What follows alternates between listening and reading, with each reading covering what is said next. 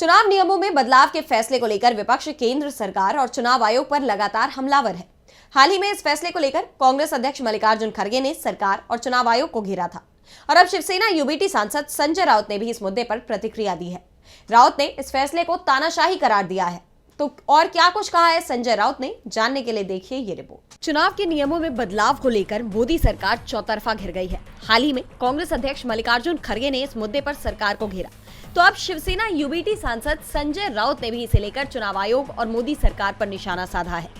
राउत ने इसे तानाशाही बताते हुए कहा कि अगर आयोग चाहता है कि हम उससे कोई जानकारी ना मांगे तो वो ईवीएम की बजाय बैलेट से चुनाव करवाना शुरू कर दे। लोकतंत्र की हत्या है। जो रूल बनाया है कि इलेक्शन कमीशन के पास हम जानकारी नहीं मांग सकते, अब हम किसी भी प्रकार की जानकारी चुनाव आयोग से नहीं मांग सकते। ये तानाशाही है भाई, क्यों नहीं मांग सकते? अगर आप ये चाहते हैं कि हम आपसे जानकारी नहीं मांग सकते तो सबसे पहले आप ईवीएम हटा दीजिए और बैलेट पेपर का चुनाव लाइए। हम आप कोई जानकारी नहीं मांगेंगे आपसे। राउत ने बीजेपी पर निशाना साधते हुए आगे कहा कि बीजेपी संविधान के खिलाफ काम कर रही है। बता दें कि इसी मुद्दे पर हाल ही में कांग्रेस अध्यक्ष मल्लिकार्जुन खड़गे ने भी मोदी सरकार को घेरा था।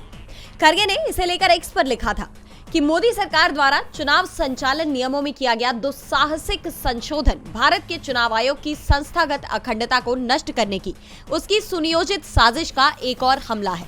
खड़गे ने आगे कहा कि इससे पहले मोदी सरकार ने सीजेआई को चुनाव आयुक्तों की नियुक्ति करने वाले पैनल से हटा दिया था और अब वो चुनाव से जुड़ी जानकारियों को जनता से छिपाना चाहते हैं।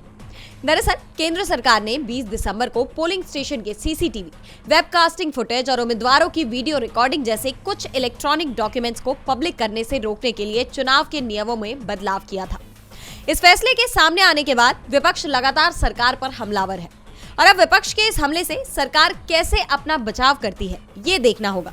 लेकिन एक बात तो साफ है कि पहले ईवीएम और अब नियमों में बदलाव को लेकर सरकार विपक्ष के हाथों बुरी तरह से घिर गई है। डीबी लाइव की रिपोर्ट।